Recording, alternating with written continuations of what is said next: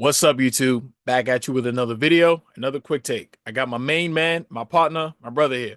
You already know John Cena might have turned heel, but I am the biggest babyface, the Prince of Fresh Air, the most charismatic man. Always a pleasure to be on your platform. Appreciate you, brother. So, we've got an article courtesy of MSN.com which says actor Malik Yoba no longer identifies as a black man in a shocking declaration to fans. The article goes on to say that Malik Yoba has stirred up backlash online following his controversial views on identifying as a black man. The New York undercover actor recently shared a video where he explains that he no longer chooses to identify as a black man and reveals his new racial identity while taking a walk. He said, America, I've decided that I'm no longer a black man. I'm no longer a person of color, BIPOC, none of that shit. What I am is a non-white man. And I think we should all just start calling ourselves non-white. So they're going to have to figure it out and just say that shit explicitly. Yoba continued his thoughts, referring to DEI, BIPOC, and other traditional racial signifiers that individuals should do away with that could expose systemic biases and force institutions to confront their prejudices more directly. He doubled down on that hot take towards the conclusion of the video. He said, call it what it is, I'm just non-white. Let them rebuke that. Let them refute it. Let them come up with something that just says we like all non-whites. Excuse me, we don't like all non-whites. Due to Yoba not providing any more detail or context behind his statement, the discussion in his comments ranged from fans being appalled to some completely understanding his strategy. So, where do you fall between that range? Are you appalled or do you completely understand his strategy? What are your thoughts, bro? Now, I thank you for having me again, bro. And let me say, you first brought this topic up to me, and I saw the headlines, my immediate thought was, "Oh my God, Dr. Umar, I'm about to rip him a new one." But this calls to a big issue with our society because I'm reading the headlines, but it's clear once you watch his video and his opinion, he's actually not referring to him as a black man. He's referring to all minorities in the sense of we all have been hearing, and I've been keeping my ears to the ground about this whole, the president getting rid of DEI and all this stuff that goes along with it. And a lot of people are afraid about this because it's going to change the landscape of not only employment, but how people are perceived for job offers. And his point wasn't just about black people, it wasn't just about him. It was about Latinos, it was about Asians, about any minority group, BIPOC, whatever. Um, about, hey, instead of addressing ourselves as blacks or Hispanics or Asians, we should just say we're non white people. And when you look at the surface level of it, you might think, "Oh yeah, he's selling out to the white man." But when you actually really take a deep dive into what he's talking about, it actually makes sense. And I'm not completely against what he's preaching because we all know, and people like to come up on all these podcasts talking about I'm not oppressed because I've made it. But the truth of the matter is, excuse me, is that not everybody's going to be a Sean Combs, a Jay-Z, no pun intended. They're not going to be able to reach that type of success level because not everybody's guaranteed that because of the color of their skin. Now, there are some minorities, there's some, multiple names you can name who have reached that level. LeBron, Denzel, Will Smith, Eddie Murphy, the list goes on, Kevin Hart. But there are a lot of people who are getting turned down for job offers because of the color of the skin, the way how they wear their hair. Especially when you're a minority, you might have a culture, especially black people, dreads, braids, whatever suits your culture. As a minority, I understand what he's saying. Let's fight back to this policy. Let's fight back against what they're trying to do. Now, whatever line you sit on about DEI, I know there's a lot of black people who are for getting rid of DEI. But what his point is, hey, let's make it a fighting chance for all of us minorities. Let's not just identify as black or whatever. Let's say we're non-white people. And so then you can't put me in a box. And you may not like it, you may not agree with the term non-white, but if you listen to his point, he's not exactly wrong. And I do think, we live in a society that's progressive. People want to live in this happy-go-lucky mood. But the truth of the matter is, a lot of these companies, they see Sharkeisha, not to be funny, they might see a Daquan, they might see, a black name or a certain name, and they may not turn the application over to the next round because, we don't like who this person is. So I'm not completely against it. I get where he's going with it, and I think if people didn't just read the headlines and actually read the article, there wouldn't be as much outrage as it is. But let me turn it back to you. What do you think? All right. So I think this is the case of he was trying to say something, but he didn't word it the right way. And the reason why I say that now, because I was actually going to say something completely different. And the reason why I'm, switching course a little bit is because someone responded to it, I guess, on Twitter or something like that. And someone said, this isn't him denying his blackness. It's him calling attention to the fact that this country is centered upon whiteness. He's putting the Yep. burden back on white people to acknowledge how the rest of the non-white world has been othered, marginalized, diminished, and in some cases exterminated for their benefit and advancement. Okay. Now, my thing is, us calling ourselves non-white is not the solution to the fucking problem. That's not the solution to the problem. Because honestly, even before I really read the article and heard the soundbite in its entirety, it sounded like it's like a facetious thing to say. You know what I'm saying? Like it's like it's almost as if I would say something like that if I felt like I was driven to my wits end and I couldn't think of anything to combat, I guess, the situation here in America. So by calling myself a non-white man, that's my way of combating it because I've just exhausted all of the options. And honestly, that's not going to work either. Because regardless of the fact, if let's say that did happen, which is not going to happen, but let's say if it did happen and we all started calling ourselves, non-white people, they're still going to refer to us as black because that's who we are. That's who we are. That's just a fact. That's not going to go anywhere. What we decide to call ourselves is not going to change how they perceive us, how they treat us. Whether they were calling us Negroes, niggas, black people, African American, the treatment has always been the same from start to finish. So I don't know how, the changing of the label, coming up with a new term for us is going to change anything. And I also want to respond to the quote where it said, he's putting the burden back on white people to acknowledge how the rest of the non-white world has been othered, marginalized, diminished, and in some cases exterminated. First of all, other races of people were not, othered, marginalized, and diminished the way that we were. Okay? White people were not exterminating Asians. They were not exterminating Latinos. They were not exterminating other Europeans in America. They were not exterminating Middle Eastern people, Arabs. They were not exterminating Indians. We were the ones that were othered, marginalized, and diminished. So to try to multiculturalize the struggle of black people, that's not going to work either. Because I don't think other races of people are going to feel that way. You know what I'm saying? And then let's say even if they did, I don't know why, because you don't suffer in this country the way that black people suffer and have suffered. So I don't think, yeah, calling us, like that's some shit that like this sounds like an episode of Boondocks. Like this is something that would happen in the Boondocks. You know what I'm saying? Like honestly, I'm not even gonna front. Like I'm not calling him a coon or anything like that, but that reminds me of Uncle Ruckus. Uncle Ruckus would say that. He'd be like, hey, I'm gonna separate myself from the rest of you niggas, and I'm gonna call myself a non-white man. Like that's what I hear him saying.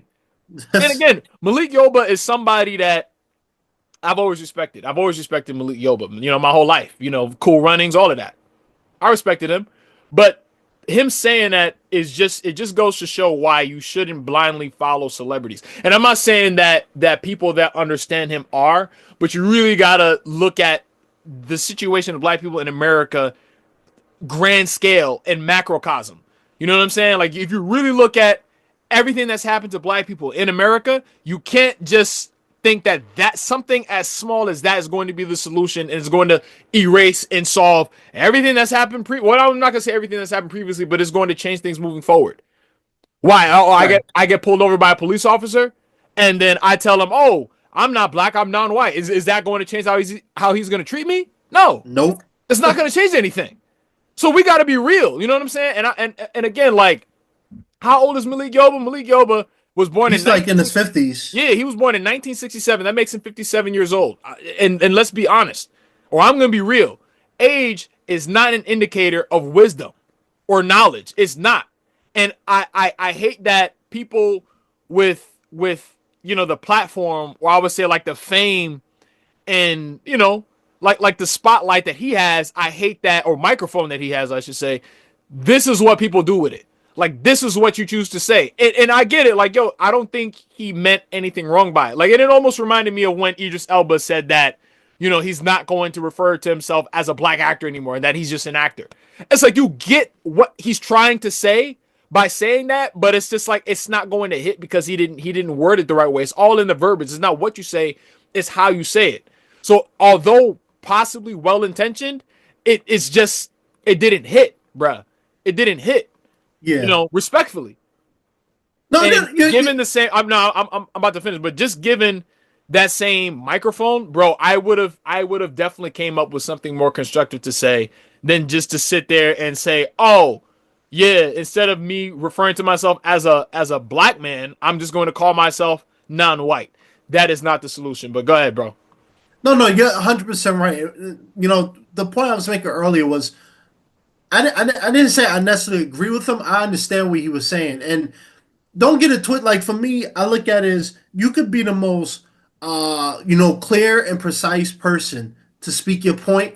There's always going to be people who are going to view you and look at you and still think you're an idiot because we live in a society. For instance, Anthony Mackie, he went on a podcast and he said something about raising his children, and it was nothing wrong with it. But all of a sudden, he's in the news because people thought he was being homophobic. So, like for me, I think Malik went with an approach where it was going to cause headlines because we all know that these type of topics tend to go under the radar and fly under the radar, and we see it time and time again. Not pointing no names, Kanye, but people tend to say outlandish things or use outlandish words to get people to talk about it. Yeah, I definitely get what you're saying. I think doing the whole non-white thing is not the answer. No, But no. I think he's just so. I think me personally, I look at it. I don't think he was serious because he wasn't yelling. It didn't seem like he was being Is that his what's truly end? serious.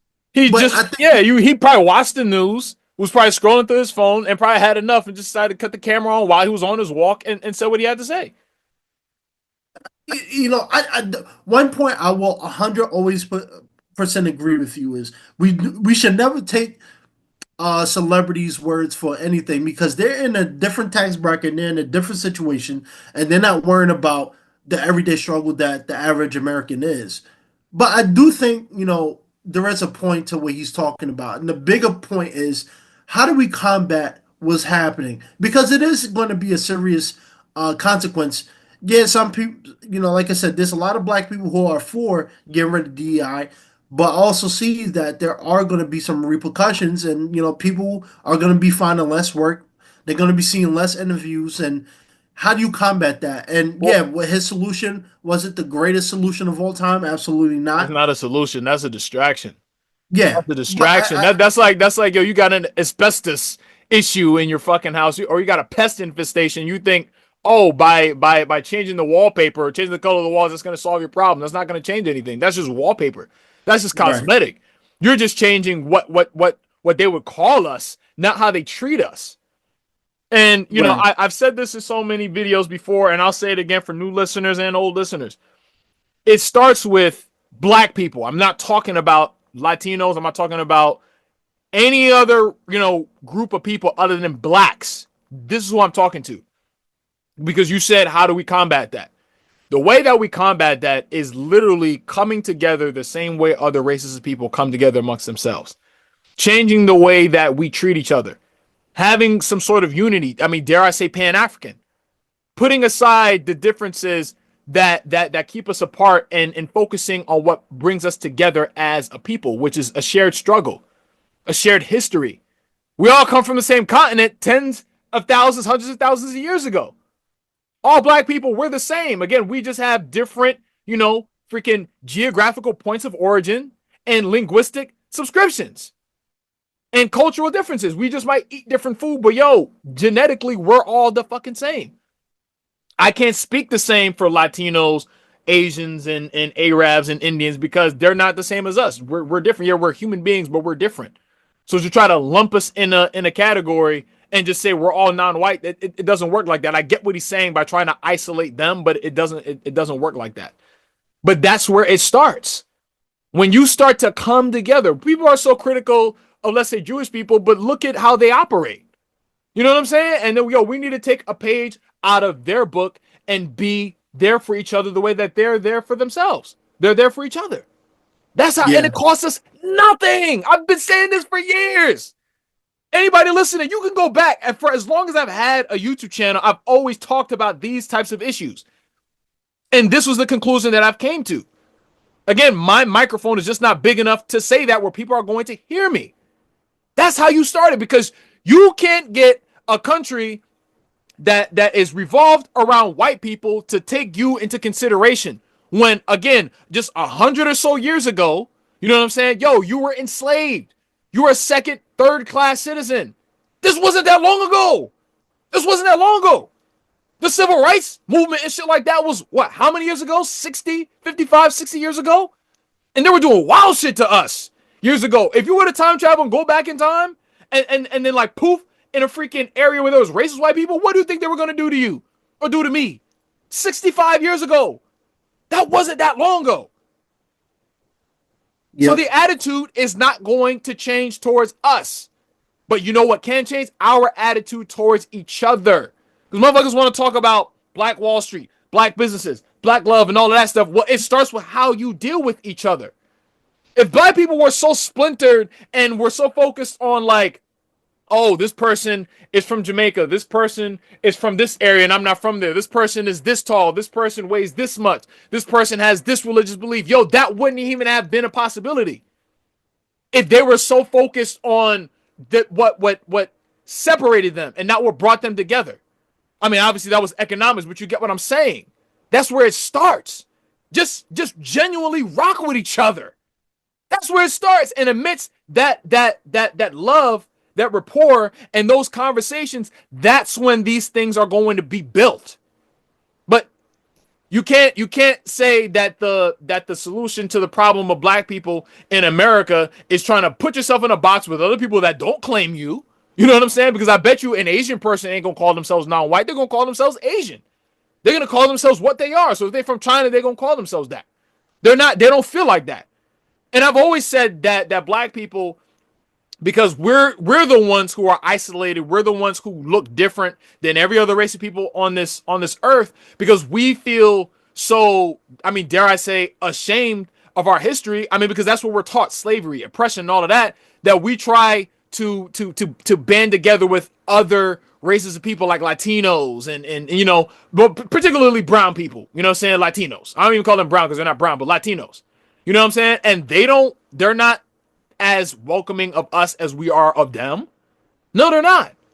No, they're not. It's like, yeah, maybe when I start to see them, you know, like you know what I'm saying, having our backs and shit like that societally, then yeah, maybe I might change my tune. But as of right now, I haven't seen that. I haven't seen that. And this is what I feel like people like Malik Yoba should be saying. This is what he should be saying. Yo, love each other. That's where it starts. It doesn't cost you $1 to see a black person to be like, yo, what's up, man? You know what I mean? Like, yeah. Hey, how you doing? Because, yo, let me tell you something right now. Every time at my job, when black women come to my, you know, area and stuff, and I have to, like, I meet a black woman amongst, you know, my line of work, 9 to 5 and shit like that, yo, I'm always either complimenting her hair. I say she looks nice today. I'm always asking her how she's doing, how she's feeling. I make conversations because I love black women. That's what I do. You know what I'm saying? Like, that's what I'm talking about. So it's like when they see me, they get good energy. They get good energy because that's where it starts. Little things like that. So imagine if every black person felt like me. Imagine if every black person felt like me. Like, yo, nigga, every time I see a black man or woman, I'm showing them love and or respect. At least at a bare minimum respect. If we all were to do that, it doesn't matter what white people think of us, it's what we think of ourselves, and we would evolve and grow because we would all be lifting each other up. I don't know if you ever seen Ants and shit like that, but it was like, yo, at the end of the movie, if you know what I'm talking about, for listeners, y'all know what I'm talking about if you've seen the movie. But basically, General Mandible, which was Yeah, I know what you're talking about. Yeah, Yep. yeah, Jack Nicholson. Basically, this nigga wanted to get rid of the majority of the ant colony and then restart the freaking ant race with the princess and just get rid of everybody. So he basically his whole thing was to fool them into building a megadome and then have them in there, and then basically they were gonna freaking put water in there and then kill them all. And then he was gonna restart the whole entire colony all over again. And then you know what they did? Basically, Z came down and he was like, yo, we all have to work together. So then they did like a little ant ladder. So basically it was like everyone was like grabbing onto each other, and then they reached up to the top of like the ground, and then they got out. That's the situation of black people in America right now. Like right now we're in a megadome and we need each other to get out of it. That's what we need. Because other races of people, they're not doing that. And I've had conversations with other, people of other cultures and stuff like that. I'll be asking, I'm like, yo, like, all right, you know you're from Mexico and this person's from, Guatemala and freaking the Ecuador and all of this shit. Yeah, but y'all know you guys are all Spanish, Latino. They all know that. Like, and what's funny, I feel like, as far as I know, I'm on the outside, but from what I can see, they respect each other's differences. But they all recognize they are all one people. French people know that they're the same as Germans. Germans know they're the same as people from freaking Sweden and shit like that. They just speak different languages and eat different food. But I'm pretty sure if they had to come together to help one another against a common threat, they would do that. They would do that. They're not going to be like, oh, you're from over there. No, I'm not going to help you. But we're the only ones that are doing that shit. This is the conversation that needs to be had. Not, oh, let's call each other, non-white. All non-white people should call themselves non-white. And I get the intention behind that, but you're creating like a bigger, like as if the wedge between us and them wasn't big enough already. You know what I'm saying? Because we have to finally recognize things are not going to change in this country as it relates to us, black people, and white people. It is not going to change. But what can change is the way that we deal with each other. I've been saying this for so many years now, and it is so simple. It doesn't require, because it's like we have conversations about reparations. They're not going to give us reparations. And then if they do, they're going to make sure that it's a finite amount of money given to a finite amount of people. And then even that, we're already fighting over that because one group of people feels like they're more entitled to that than the other. You see what I'm saying? So Yeah. what really needs to happen is love one another. If not love, the next black man or woman, at least respect them. At least have their best interest because they're the same as you. It costs you nothing. You're 100% right. And I don't need to really get too deep into what you talked about because you hit around the head. But, Dr. Umar said something, and I think it relates to what we're talking about. He said it on a podcast recently. He said, if you're a woman, right, who never had their dad in life and always look for that dad figure, that dad validation. No matter who you date, no matter what man comes in your life, no matter how much you try to find it, sometimes it just won't come. And the only way you could cure that is either you heal yourself before you try to find it, or two, you try to establish that type of relationship with your father. And I think it goes back to the point where you're talking about, where I think as a race and as a group of people, we have been so ingrained on tearing each other down from slavery, from times of slavery, that sometimes it's hard for us to look at each other and instead of competing against one another, we unite. And there's a A lot of thousand people. percent. I think it's changing. I think we're starting to see more people, go and support each other. I think there's a lot more work that needs to that needs to be done. But I think if we continue on trying to change instead of making excuses, I think that is going to be the catalyst. And I think people like Malik, I've touched on this before. During the pandemic, when Ice Cube got criticized for some of his remarks about trying to start a foundation for Black people, it's like at some point the talking needs to stop talking. You got to prove yourself through your actions, not through your words. I can promise you $1 million tomorrow, Dimitri, but if I never give it to you, then Right. what are you waiting for? So I think Right. people like Malik, yes, he went the further route, and he yeah, you might not like his choice of words, but I think people are just fed up on, hey, we need to stop talking. We need to find some way that we can unite and fight against what's happening. And yeah, non-white wasn't the greatest choice of words and greatest way of going about it, but I think it starts a discord and it starts a conversation. And as you see through the headlines, it's working because people are starting to pick up on it. Willie Yeah, but it B, yeah, but you but it's know, the it, but I feel like again it's the wrong conversation to have because it's not it's a conversation starter. But when you look at what's being said, people are not talking about what needs to be talked about. Like I said, I found the Breakfast Club interview, I mean not interview, but the video where they talked about it kind of funny. But in reality, that's not what needs to be said. We're talking about a catalyst. It's like, yo, it look like I'm gonna be the one that's gonna be the catalyst because yo, if I'm ever asked about like what I think about black people in America and all that stuff, this is gonna be the first thing that I say. But again, it's the type of conversation that you're having. That's what actually matters. Not just talking for the sake of talking, but what are we talking about? And then what's the conclusion? What's the takeaway from the conversation? That's what needs to yeah. be, focused on. No, 100%. And real quick, I just want to say for people who have a strong opinion on this subject, I really hope if you haven't watched his video, watch it because don't go based off the headlines. Don't go based off what people are retweeting. Go watch his video and make your own judgment call from that. Because oftentimes as society, we are so divided because we see the first headline and it says, "Oh, a black man says he's not white. Oh, he's a coon. He's a sellout. He's trying to be white." But when you watch his video, yeah, you may not agree with his take, but at least you understand where he's coming from. Where people are just sick and tired of being sick and tired of these situations and always being having to take a step back, and we're trying to go forward. So Malik, if you watch this, somebody in your team watches this, I hope you continue this conversation, but just be careful on the words you say, because obviously we all know in this clickbait society, people use clickbait to try to get them headlines, try to get the conversation. But like you said, Dimitri, it's not the greatest way to start this kind of dialogue.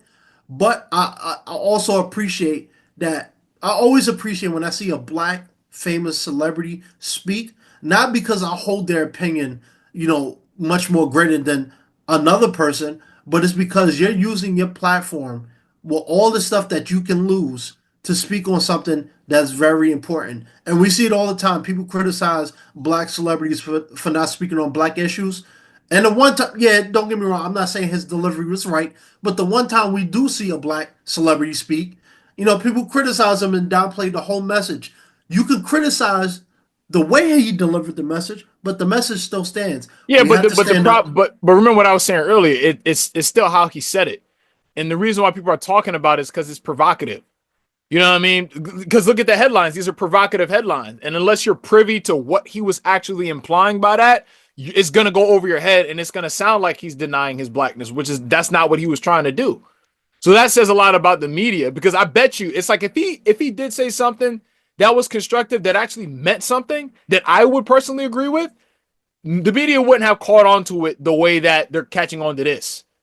If you get what I'm saying, it's like when you're saying Right. something good, they pay no mind to that. But when you're saying something bad, that's when TMZ, The Breakfast Club, World Star, you know what I'm saying, Yahoo News, ESPN, that's when everybody starts to pick it up. Yeah. No, no, you're 100% right. But you know what? I don't blame Malik. I blame this is our society. Our society likes to look for stuff that looks good on views, looks good for the headlines, and they know most people don't take the time to read the full article. So how do you catch people's attention? You come up with an article like, "Oh, Malik denounces blackness," despite the fact, and the video is not that long. If you watch the video, it's clearly not the case. I think he's just being facetious and sarcastic. But like I said, I agree with you. I'm not disagreeing with you at all. But I think sometimes people find ways to, in this society, the only time things go viral is if it's outlandish, people can write about it and it Negative. has a good headline, or you're famous. And I think he decided to go on the route. Yeah, it was kind of ridiculous, the non-white statement, but the message, you know, It did, made but it didn't hit. I think we can both agree that it didn't land the it way that didn't it was hit. supposed No, to land. Yeah, no. because more people misunderstood him than understood him. It's like because we've been talking about this for years, and we're both privy to it that we can understand. Like we can sift through like the facetiousness to get to the point of what he was trying to say.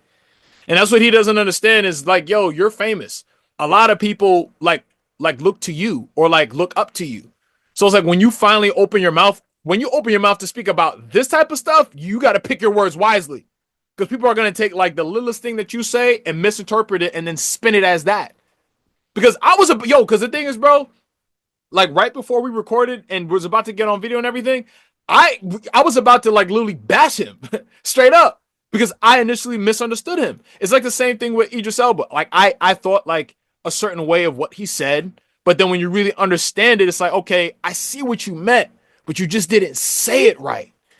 And it's like you're mad old, so you should really pick your freaking words, the right way because I don't understand how they're the ages that they are, and then they still don't really know how to word it in a way that people don't take what they're saying out of context, especially his tone. Because I was like, yo, yeah, like he doesn't even sound like he's serious, but people are gonna take it like, oh yeah, he's tired of being black. He wants to be a non-white person. He's denying his blackness, and then that's what people are going to talk about. People are not going to take that soundbite and twist it into something positive like we just did. Yeah. No, you're right, but my thing is, this is just a biggest criticism on our society. When I saw Denzel catch flack for something he said, and it wasn't even that bad, it really made me really think. People are just trying to villainize anybody. Yeah, again, I think we both agree on the way how he went about it was probably not the wisest. But when you see someone like a Denzel, who everybody, regardless of skin color, love, get criticized, then you know What did he that get no matter criticized how for you say, again? I forgot it happened. If it happened like in January, but he did a podcast talking about. I think, no, no, I think he was on a late night talk show and he talked about his past, about doing something, and people was like, "Oh yeah, we knew Denzel was a drug dealer or a criminal. Or he was some ridiculous," and the headlines ran with it. And they trying Mm, to demonize it's Denzel, so it's not much they can do to demonize him. mm, But it was just the point that the moment he even showed any little weakness, they was trying to villainize him. So for me, I look at it as you just like you said, and this is why I don't talk about certain topics on my podcast anymore. Unfortunately, we live in a society where you have to be careful with what you say and how you say it because not everybody is going to take everything you say for the full context. People are right. not going to watch the videos. People are not going to watch the full podcast. Or read the People are not going to watch articles. the full article. They're going to look at the headlines, maybe read a serpent, and they're going to see people react to it, and they're going to go based off that. So my point, and I think the point you're making is just be careful in your delivery, because even if you're well intentioned, there's Yep. always somebody out there looking to clip farm and get you and say we got him. So Facts, facts. And on that note, what are your thoughts? Please be sure as always to like, comment, subscribe, and I'll see y'all on the next one. Peace. peace.